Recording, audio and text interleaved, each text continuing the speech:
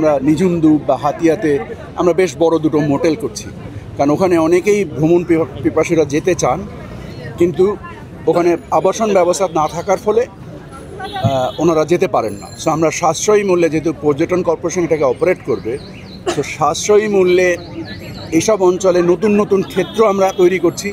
আমরা কিছুদিন আগে খানজাহান আলী ৬০ গম্বুজ মসজিদে ওখানে একটা মোটেল করেছি। আমরা লালমনিরহাটের ওখানে একটা মোটেল করতে যাচ্ছি। তো সামগ্রিকভাবে আমরা সক্ষমতা, আচরণবিধির মাধ্যমে দায় এবং অধিকার নিশ্চিত করা এবং নিরাপত্তা নিশ্চিত করার লক্ষ্যে আমরা কাজ করছি। জানেন যে আমরা একটা মহাপরিকল্পনা বিগত সরকার তৈরি করেছিল।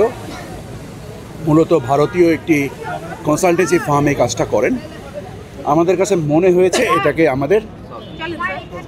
আমাদেরকে এটা রিভিজিট করা দরকার। আমরা এটাকে রিভিজিট করছি। রিভিজিট করে, কারণ প্রতিবেশী দেশের সাথে আমাদের বিভিন্ন পর্যটন স্থানেও প্রতিযোগিতা আছে। তো আমাদের কাছে মনে হয়েছে যে এটা আমাদের নিজেদের তৈরি করা উচিত।